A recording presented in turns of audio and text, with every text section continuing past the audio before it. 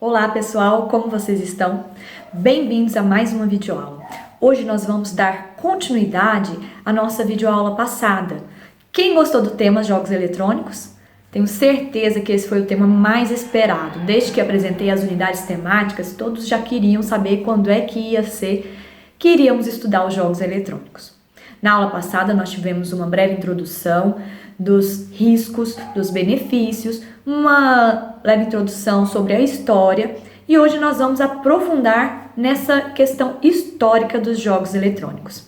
Você aí que está acostumado a jogar, participar e ainda não sabe de onde é que surgiu, qual foi a evolução, agora você vai poder conhecer um pouquinho mais dos jogos eletrônicos.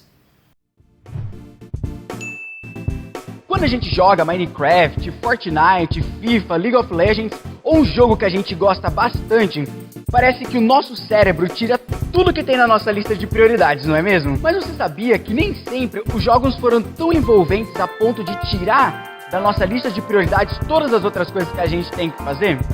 Eu sou o Bruno e hoje eu quero conversar um pouco com você sobre essa indústria gigantesca do mundo dos jogos eletrônicos. Vamos lá? Antes de começar, eu preciso deixar uma coisa bem clara para vocês. É praticamente impossível explicar sobre a história de cada um dos jogos eletrônicos que foram lançados desde o primeiro jogo lá atrás. Então, eu vou ir marcando todas as épocas, todas as décadas que eu for explicando, trazendo os jogos aqui, mas eu não vou conseguir falar de todos os jogos. Combinado? Então, vamos para a década de 1950. Lá atrás, nos anos ali que compreendem 50 e até 59, nós tivemos dois grandes lançamentos que marcaram época. É claro que é muito difícil eu falar pra você, marcou época ou não marcou época, porque a galera mal sabia o que eram jogos naquela época, jogos do tipo eletrônico, tá? Mas em 1952, nós tivemos o X Bolinha X. Não, nós tivemos o Bolinha X Bolinha. Que o Bolinha X Bolinha, ele era aquele jogo da velha que a gente conhece hoje, que muitas vezes a gente faz com papel, com os nossos amigos. E mais pra frente, em 1958, nós tivemos o Tennis for Two, que foi um jogo lançado, não lançado para todo mundo, cada pessoa ter um em sua casa, mas foi um game que ele foi mostrado em uma exposição no Brookhaven, que era uma exposição para mostrar o poderio militar americano. Então, para que eles mostrassem tudo que eles conseguiam fazer, eles fizeram esse game para entreter as pessoas que estavam visitando aquele espaço ali. Então agora vamos para a década de 1960. Aqui em 1960 eu vou trazer apenas um game que se destacou nessa época, que foi o Space War. O Space War foi lançado por Steve Russell. E Steve Russell foi um grande programador, mas eu já expliquei sobre ele em um outro vídeo meu e eu não vou falar sobre ele agora, beleza? Steve Russell, junto com alguns outros amigos, desenvolveram o Space War com o intuito de ser jogado. Essa era a grande diferença do Space War para o Tennis for Two, que foi o jogo lançado 58, 59, 60, 61, 3 anos antes. Então, o objetivo deles era, de fato, entreter o público. Porém, o jogo não foi comercialmente vendido porque os computadores daquela época eram do tamanho de uma sala dessa daqui. Não ia dar para ter cada pessoa ter um em sua casa, ou você sair andando com um desses pela rua, era praticamente impossível. Na década de 70, nós tivemos alguns lançamentos que foram bem legais. Eu vou falar sobre 3 lançamentos que eu joguei esses games e me saltaram os olhos porque tinha uma interatividade, uma jogabilidade que não é como um game de hoje, mas é muito bacana como a forma que o jogo evolui. O primeiro deles é o Enduro, mas antes de falar do Enduro, eu quero te dizer uma coisa. Em 1972, a Atari lançou o Atari 2600. O Atari 2600 trouxe uma novidade que, para aquele momento, para aquela tecnologia, era muito bacana, que você, com cartuchos, você inseria no console e você tinha vários jogos apenas trocando os cartuchos. Então, 3 games que se destacaram foram o Enduro, era um jogo de corrida que começava com um pontinho na tela e esse pontinho ia se dividindo conforme você ia se aproximando, formando as linhas laterais da pista. E aí você ia com o seu carrinho pra lá e pra cá, os seus adversários, eles iam aparecendo do nada, assim, eles apareciam no game, e aí você tinha que ir pra lá ou vir pra cá e dar o seu jeito, porque essa era a forma de jogar o Enduro. O que é bacana é que Às vezes a gente está acostumado com um game que amassa o carro, que destrói a pista, que pega fogo, que explode. Mas o Enduro, ele, quando colidia com alguma coisa no cenário, ou ele colidia com um outro carro, ele apenas desacelerava e aí devagarzinho ele ia acelerando e você ia embora. O Enduro foi um jogo bem bacana que marcou 1972. Outro jogo que marcou a década de 70 foi o River Raid. O River Raid era uma nave que ficava por cima de um rio e você tinha que ir para a direita ou para a esquerda, atirando, é claro, dos obstáculos que iam aparecendo na sua frente. Nossa, tem tanto tempo assim que eu fugia para casa da vizinha para jogar esse jogo do aviãozinho. Meu Deus. E o que era muito bacana é que o combustível do avião ia acabando e você tinha que abastecer e combater ao mesmo tempo os inimigos que às vezes cruzavam a tela, vinha pra cá e vinha pra lá e de repente tinha um inimigo que estava tentando atirar. É um negócio muito louco. O River Raid ainda está disponível para ser jogado e, como eu estava falando, para que você abasteça o avião, você tinha que passar por uns retângulos disponíveis ao longo do cenário e aí você ia abastecendo e aí atirando ao mesmo tempo, conforme você estava abastecendo. E o que era bacana é que se de repente você tivesse abastecido, era só dar um tiro no posto e ele, pum! Não, ele não explodia, ele só desaparecia da tela. Muito legal o River Raid também. E em 79 foi lançado o Space Invaders, que juntamente com os outros estouraram em vendas, e aí a era dourada dos arcades começou então, e veio uma explosão de outros games, mas agora é hora de entrar na década de 80. Em 1990... A gente já tá em 90? Não. Em 1980 nasceu a estrela que até hoje brilha os olhos de muita gente. O Pac-Man nasceu, mas o Pac-Man ele nasceu com o objetivo de alcançar o público feminino. Ele foi projetado porque naquela época havia uma entrada muito grande de homens jogando e etc. E aí o público feminino não tinha um game que fosse pensado especificamente para eles. Mas o Pac-Man deu muito certo e alcançou tanto o público feminino quanto o público masculino. Na metade dos anos 80, ali em 1985, houve um pequeno problema. O que aconteceu foi o seguinte: a indústria percebeu essa movimentação de várias pessoas comprando consoles, comprando games, e outras empresas entraram no mercado de jogos eletrônicos e começaram a produzir cartuchos que não eram tão legais assim, com experiência de jogos horríveis. E aí a indústria se saturou e os jogadores então deixaram de jogar. Certo eles, porque a experiência de jogo era péssima. E aí, uma indústria que estava faturando 3 bilhões de dólares em 82, ali em 85 faturou apenas 100 milhões de dólares. Mas aqui cabe uma ressalva. A Sega e a Nintendo, ao invés de se deixar abalar por essa indústria teoricamente fracassada, eles entenderam que havia espaço ainda para lançar novos consoles e novos jogos. A Nintendo veio então com o famigerado dela, NES. NES? Não, é isso aí. A Nintendo veio então com o seu Famicom, o famigerado NES, Sistema de Entretenimento Nintendo, que trouxe um pouco mais de credibilidade para o mercado de jogos eletrônicos. E aqui nesse momento, com o NES, nasceram o Super Mario, The Legend of Zelda e o Final Fantasy. Mas aí, para acabar com a fama de jogos mal produzidos e jogos horríveis em experiência, a Nintendo criou o selo de qualidade Nintendo, que era um tipo de processo que os jogos eram submetidos para então ser publicados através da própria Nintendo. É nesse momento que nascem as empresas third party, que são as empresas que produzem jogos para determinados tipos de console. Nessa onda, com a baixa dos consoles e dos arcades, os jogos para computador começaram a se destacar por todo o mundo. E aí então nasceram gigantes da indústria que nós conhecemos hoje, como a EA, Electronic Arts, a Sierra e a Activision e algumas outras empresas. Os computadores tinham como novidade a interface gráfica deles e o mouse, que era só empurrar ele para lá ou trazer ele para cá e clicar no lugar desejado para executar alguma ação. A década seguinte, de 1990 até 1999, obviamente, porque é a década, né? Nós tivemos um escândalo de avanço tecnológico da indústria dos jogos eletrônicos. Nessa década, o Mario, que já vinha sendo um sucesso absoluto, ganhou uma nova versão, Super Mario World, e a SEGA trouxe o competidor direto dele, o Sonic, que emplacou em sucesso de vendas também. Outras produções como Need for Speed, Mortal Kombat, Street Fighter, Warcraft foram lançadas nessa época. E esses lançamentos vieram principalmente com a ideia de você se identificar com o personagem e aí sim desbravar o mundo ou vencer a missão ali que está sendo proposta pro jogo. Particularmente, eu acredito muito que a década de 90 sofreu esse grande avanço tecnológico, é claro, no mundo dos games, por conta do avanço computacional que foi sentido ali na década de 90. Um exemplo disso é que em 1995 a Microsoft lançou o Windows 95 e em 98 a Apple lançou o iMac.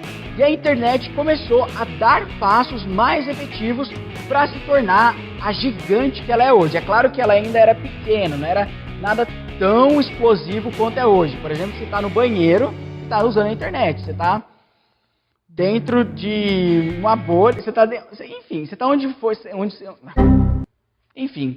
seja que você estiver, você tá usando a internet. Mas naquela época não era bem assim as coisas. Nesse momento, o mundo viu nascer os jogos 3D, a terceira dimensão veio à tona, trazendo uma experiência muito mais realística e uma jogabilidade muito melhor.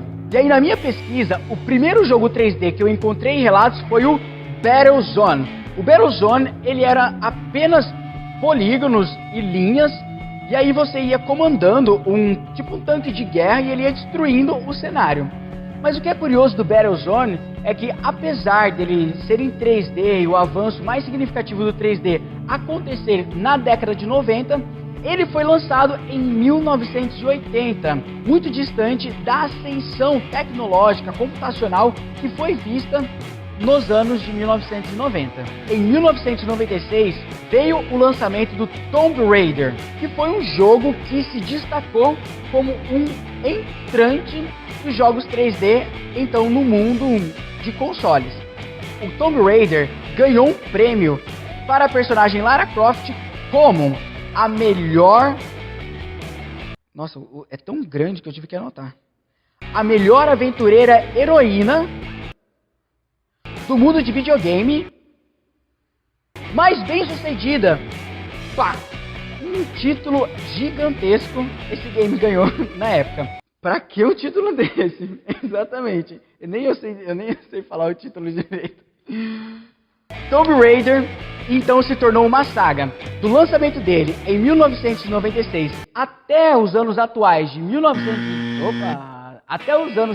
2018, o game ganhou versões e aprimoramentos que, é claro, deixaram ele muito melhor. No final da década de 90, ainda é possível nós vermos alguns lançamentos que se destacaram e até hoje, em 2018, nós conseguimos utilizar versões melhoradas e versões que foram revistas desse game. Até aqui, eu falei desde 1952 até 2019 para alguns casos de alguns games. Houve um avanço tão grande, tão intenso, que eu decidi falar em um outro vídeo e não falar nesse vídeo. Bem, pessoal, no meu último vídeo eu estava falando sobre os principais lançamentos em cada década, porque o mundo ainda estava conhecendo a indústria de jogos eletrônicos. Mas agora vai ficar muito difícil eu falar sobre 2 ou 3 jogos por década, porque de 2000 até 2018 houveram lançamentos tão significativos em diversas categorias que eu vou falar o melhor game do ano de acordo com premiações recebidas. E dessa forma você não vai brigar comigo porque eu falei só dessa ou daquela categoria. E para não ser injusto, eu decidi recorrer ao Spike e o The Game Award para nortear a conversa nossa. Então, não brigue comigo se eu não citar o jogo que você ama, certo? Mas antes de tudo, eu quero te explicar quem é o Spike e o que é o The Game Award. O Spike foi uma premiação apresentada pelo canal Spike de 2003 até 2013. E em 2014, já em outro contexto, a premiação passou a ter o nome de The Game Awards. Ambas foram apresentadas por Jeff Keighley e começou a ser vista então como o Oscar dos videogames. Algo bem legal do The Game Awards é que ele passou de quase 2 milhões de espectadores em 2014 para mais de 26 milhões em 2018, sendo transmitido ao vivo pelo YouTube, Twitch, Nico Nico e a IGN. Vamos com tudo então? 2003, Madden NFL.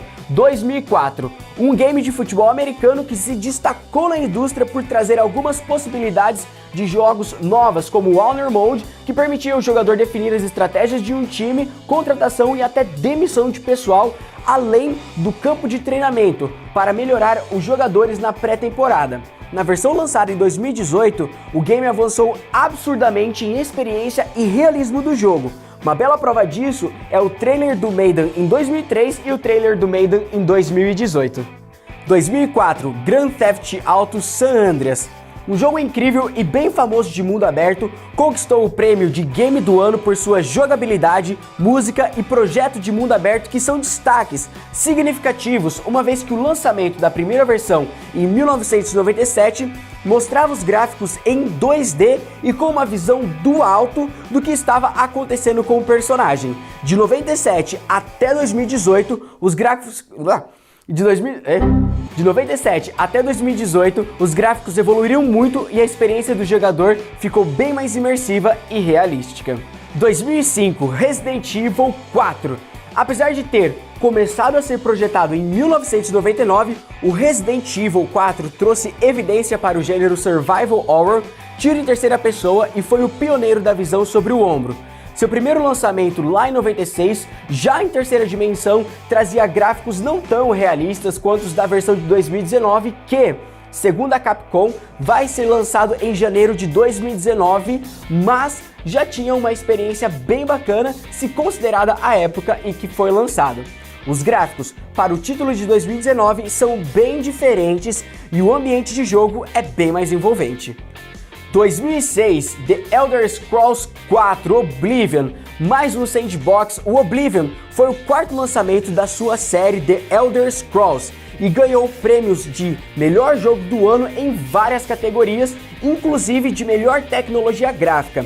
Seu primeiro título foi lançado em 1994 com uma jogabilidade bem bacana, mas nada perto do que foi visto no lançamento de 2018 com o título Blades. Ainda, a Bethesda já anunciou o The Elder Scrolls 6, mas sem uma data prevista para o seu lançamento oficial. 2007, o BioShock, um jogo de tiro em primeira pessoa que possui características de Horror Story e RPG. Esse game ele recebeu a aclamação da crítica pelo enredo baseado em moral, já que o personagem principal precisava decidir pela vida ou morte de alguns personagens importantes da história. Além disso, o game recebeu prêmios por conta do ambiente imersivo e por causa do cenário, mas não teve uma evolução histórica tão representativa assim. 2008, GTA 4.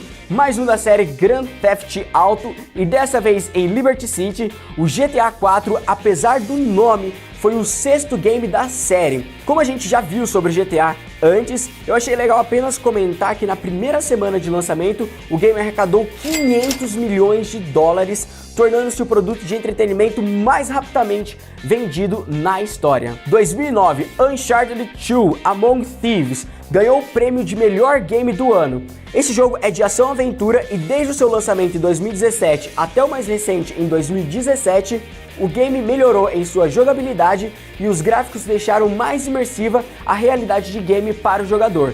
Inclusive, em 2009, o título foi premiado já por sua atual qualidade gráfica. 2010, Red Dead Redemption. Em 2010, foi a vez de Red Dead Redemption, mais um game do estilo ação-aventura que, embora ele fora premiado nesse ano, a evolução do Red Dead 1 para o Red Dead 2 não foi tão impactante quanto as vistas em outras séries. É claro que tudo tem o seu valor, mas vamos em frente. 2011, The Elder Scrolls 5 Skyrim ganhou o prêmio de melhor game do ano, melhor RPG e estúdio do ano para a Bethesda Games. Mas como a gente já viu sobre a evolução dos jogos da série The Elder Scrolls, vamos em frente para o ano de 2012, onde The Walking Dead The Game foi o vencedor do jogo do ano, que emplacou o título por seu tom emocional criado pelo personagem de Lee e Clementine. No quesito evolução, os outros jogos dessa série não tiveram tanta evolução assim. 2013, GTA V, o 7º título da série Grand Theft Auto, bateu o recorde mundial de compras em seu lançamento, faturando apenas no primeiro dia 810 milhões de dólares e foi considerado um dos jogos mais importantes da 7ª geração de games. Mas, como a gente já viu sobre a evolução dele anteriormente, vamos seguir em frente. 2014, Dragon Age Inquisition. Em 2014 foi lançado mundialmente esse game e ganhou o prêmio de melhor jogo do ano, considerado ainda como um dos melhores RPGs já feitos na história. Em relação à evolução do game, de 2012 até 2014, não houveram mudanças tão impactantes assim. Em 2015, The Witcher 3 Wild Hunt é um jogo de ação do subgênero RPG e foi o terceiro título da série The Witcher. O primeiro lançamento da série foi feito em 2007 e até 2016 sofreu alterações, mas não tão grandes assim. 2016, Overwatch foi premiado como o melhor game do ano, mas não teve grandes evoluções. Em 2017, The Legend of Zelda Breath of the Wild é o grande vencedor de melhor jogo do ano em 2007 e a 19ª versão ganhou o título por sua jogabilidade e atenção aos detalhes do mundo. O primeiro título da série veio lá em 1986, ainda em 2D, e avançou nos seus gráficos, jogabilidade e trilha sonora até o ano de 2017. 2018, God of War. Em 6 de dezembro, o 8º jogo da série God of War venceu como o melhor jogo do ano por sua direção de arte, gráficos e sistema de combates.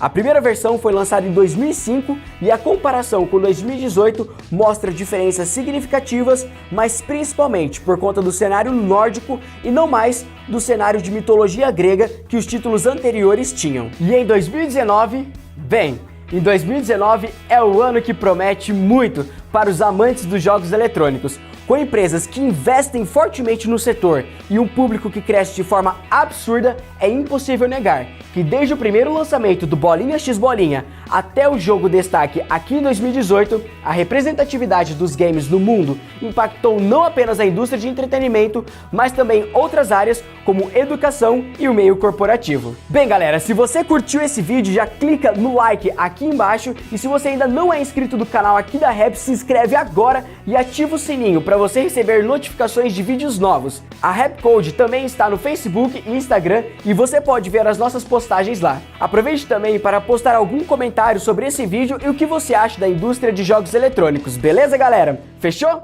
Então falou! Os jogos eletrônicos têm muita história para contar e muita história a se fazer. Agora vamos ver um vídeo de como serão os gráficos da próxima geração de games.